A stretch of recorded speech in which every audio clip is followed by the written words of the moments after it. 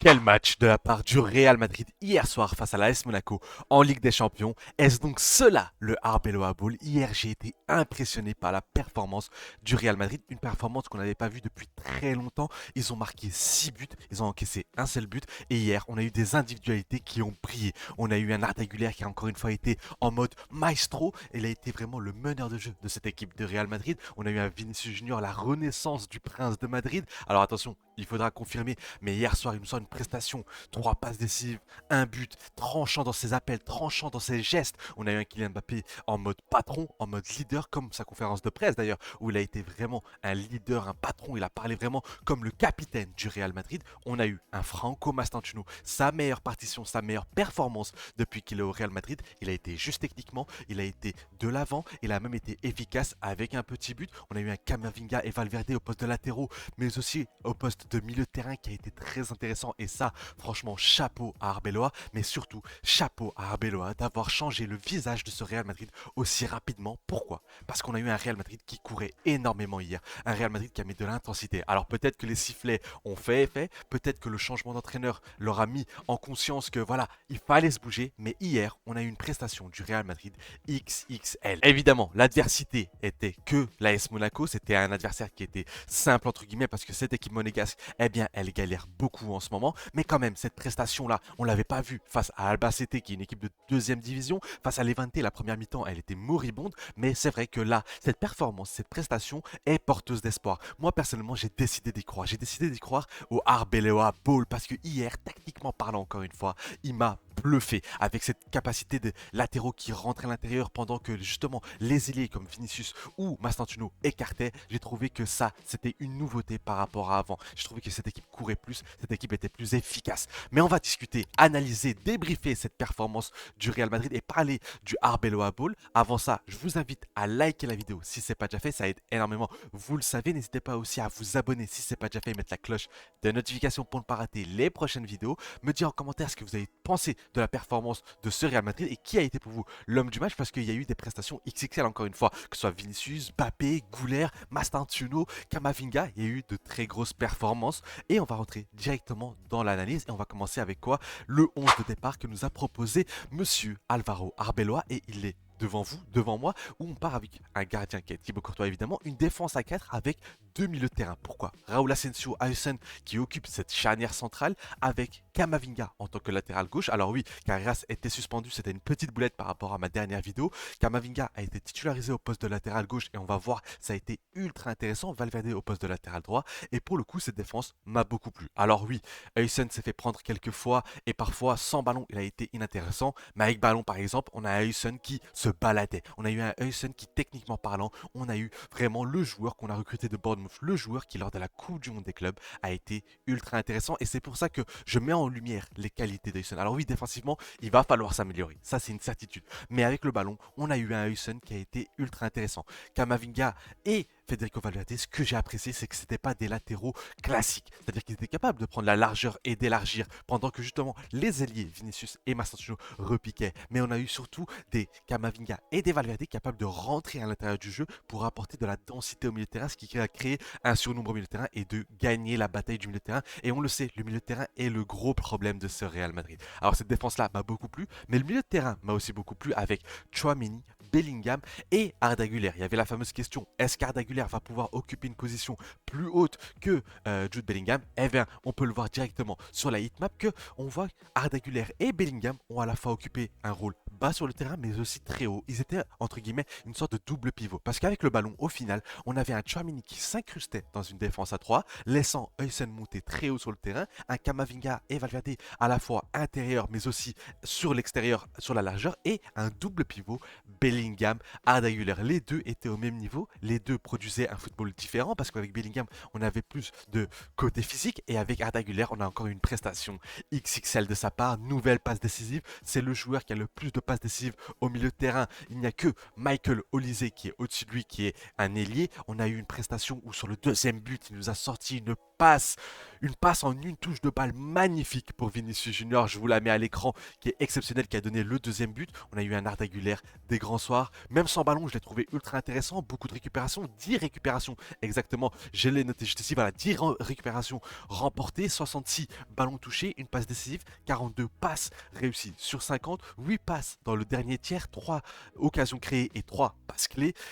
9 longs ballons, on a eu une prestation de maestro, on a eu une prestation de qui explique pourquoi Arda Güler aujourd'hui peut être considéré comme l'un des meilleurs milieux de terrain. Mais attention, évidemment, je suis en train de m'enflammer, mais j'ai besoin de voir ça plus souvent pour le considérer justement comme l'un des meilleurs milieux de terrain. Il a aujourd'hui le potentiel, il a vraiment cette qualité-là de pouvoir faire briller les autres. Mais on a besoin qu'il fasse des matchs plus souvent comme celui-ci où il prend le jeu à son compte et c'est pour ça. C'était un match plein de caractère d'Arda Güler. Et Bellingham, attention, il a aussi fait un bon match. Non seulement il a marqué un joli but avec une célébration pour répondre justement à ses détraqueurs, mais on a eu l'international anglais qui a eu beaucoup d'activités.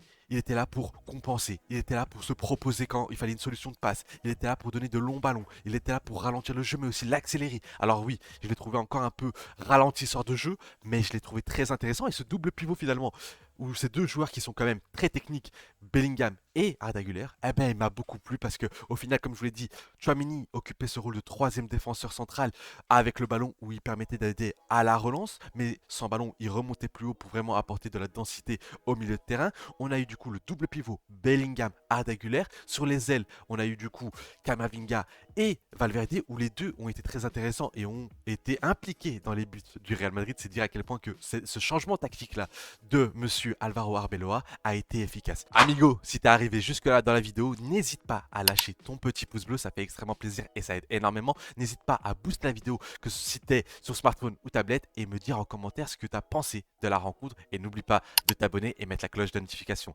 Bref, ça soutient énormément et je vous laisse avec la vidéo. Côté attaque, eh bien Arbeloa a décidé de mettre en jeu celui qui a rentré à la mi-temps, Mastantuono face à Levante. Eh bien, celui-ci lui a bien rendu parce qu'on a eu la meilleure prestation de l'international argentin. Il me semble que j'ai vu la statistique passer, je l'ai noté juste ici, que c'est le deuxième argentin le plus jeune à marquer en Ligue des Champions. Derrière un certain Léo Messi, c'est dire à quel point sa performance a été intéressante. C'est un joueur qui, c'est vrai, on oublie assez souvent, mais avec Mastantuono, on est sur un joueur qui est très jeune. Mais hier, il a été ultra intéressant. Pourquoi? Parce qu'il était capable d'élargir quand les milieux de terrain étaient à l'intérieur, avec cette capacité de pouvoir éliminer en un contre un, de pouvoir vraiment prendre de vitesse, mais il est aussi capable de rentrer à l'intérieur dans les demi-espaces pour justement faire la différence balle au pied et en combinant. C'est ça que j'aime beaucoup avec Franco Mastantuono. Techniquement, il a été bien plus juste que d'habitude. Et donc on a eu hier, on a eu un Mastantuono qui fait plaisir, un Mastantuono qui peut se battre pour une place de titulaire parce que attention, on en parlera plus tard du prochain match avec Rodrigo qui peut revenir, etc. Mais Mastantuono, avec son pied gauche, a été ultra intéressant. On sait qu'il a une grosse frappe, donc s'il continue à monter en puissance comme ça, on risque d'avoir vraiment une attaque très intéressante. Pourquoi? Parce que non seulement Kylian Mbappé a fait son match, il a marqué patron, leader. C'est ce que j'ai aimé avec Kylian Mbappé, c'est qu'aujourd'hui, il se comporte comme un leader dans la conférence de presse. Il a répondu à tous les journalistes. Il a dit voilà, il y a des fake news, on n'a pas voulu chasser Xabi Alonso, j'ai déjà oublié son prénom. Mais voilà, il a été leader sur le terrain. On a vu vraiment une prestance de sa part. L'international français a marqué son 11e but en Ligue des Champions. Je l'ai noté juste ici. 11e but en Ligue des Champions en 6 matchs. On est presque sur un ratio de 2 buts par match. C'est-à-dire à quel point cette saison, il est lancé, parti en Ligue des Champions. Il aurait pu marquer 3e ou 4e but hier, mais il ne l'a pas fait. Donc voilà, je suis très content de la prestation de Kylian Mbappé.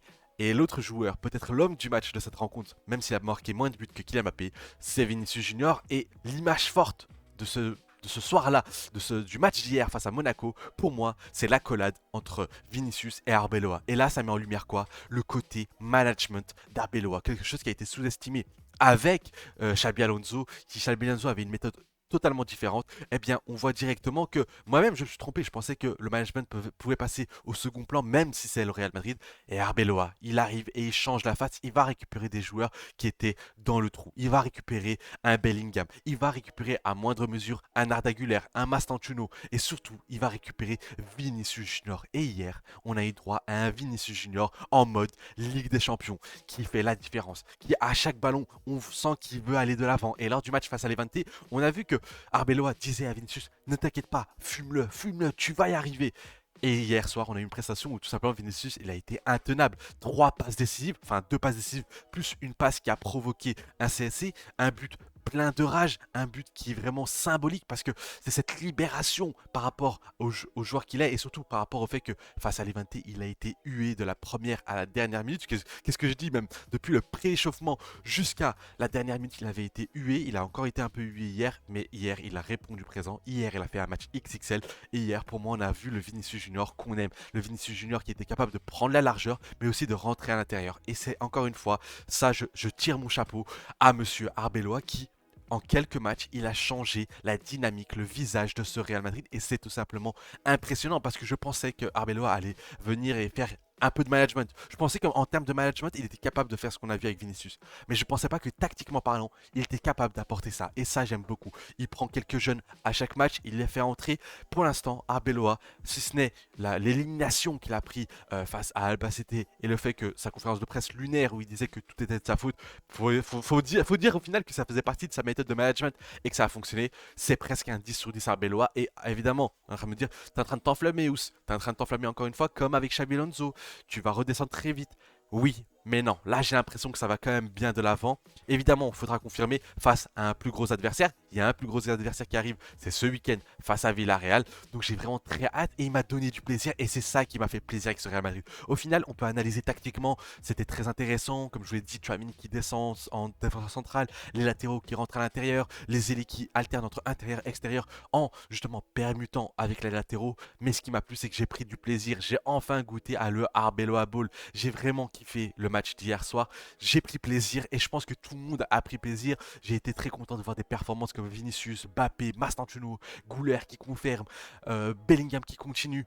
Alors oui, il y a des questions qui vont se poser. Qu'est-ce qui va se passer quand Trent va revenir? Est-ce que Valverde va retourner au milieu? Qu'est-ce qui va se passer quand Rodrigo va revenir? Est-ce qu'il va être titularisé? Tout ça, c'est des questions auxquelles on va prendre le temps d'en discuter. Mais aujourd'hui, il faut féliciter le coach et les joueurs qui ont pondu une performance tout simplement très très intéressante. Et je regarde si je n'ai rien oublié parce que j'ai pris des notes.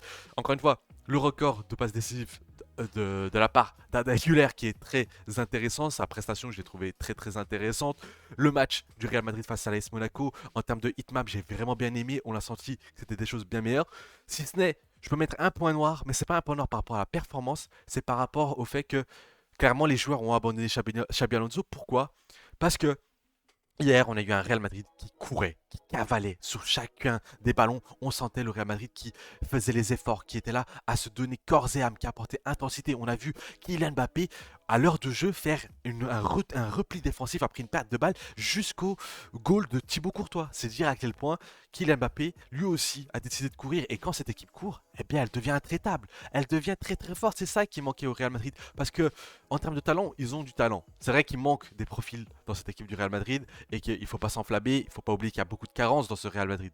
Mais au final, quand tu vois la performance d'hier, tu te dis quand même que ce qu'on voyait depuis le début de saison, ce qu'on voyait depuis même Carlo Ancelotti, c'était tout simplement insuffisant et c'était vraiment une volonté des joueurs. Maintenant, qu'est-ce qu'on peut attendre de la suite d'Arbeloa Ball, d'Alvaro Arbeloa? Eh bien, on peut espérer qu'il continue à maintenir ce niveau tactique et de management. Il faut confirmer maintenant dans les grands matchs parce que dans les petits matchs, on sait que le Real Madrid peut s'en sortir. Même si, encore une fois, je sais que ceux qui diront oui, mais ce n'est que Monaco, tu t'emballes, tu t'emballes. Les gars, face à Albacete, une équipe de deuxième division, on a été incapable de produire du jeu. Donc, excusez-moi, en Ligue des Champions, face à l'AS Monaco, aussi faible soit-elle, eh bien, je vais me satisfaire et je vais être content de la prestation. Et encore une fois, on a battu cette équipe 6-1, on a mis la manière, on a été intéressant.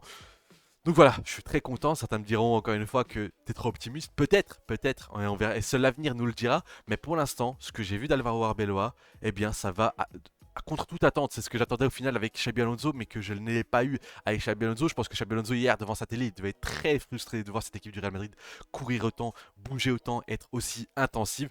Mais bon, que voulez-vous? C'est la vie. Maintenant, j'attends vos avis en commentaire, c'est super important. N'hésitez pas à lâcher un maximum de pouces bleus, ça fait extrêmement plaisir. N'hésitez pas à vous abonner si ce n'est pas déjà fait et mettre la cloche de notification parce que je vais balancer un maximum de vidéos ces prochains jours. N'hésitez pas aussi à booster la vidéo si ce n'est pas déjà fait, si vous êtes sur mobile ou tablette. En tout cas, moi j'ai adoré la prestation, j'ai hâte de vous lire en commentaire. Vous le savez, la passion du football se partage. Elle se partage comment? Dans les commentaires. Je vous y attends pour de nombreux débats comme d'habitude. Je réponds et je like à tout le monde. Bref, c'était Ous et un avis dans les dans la mer.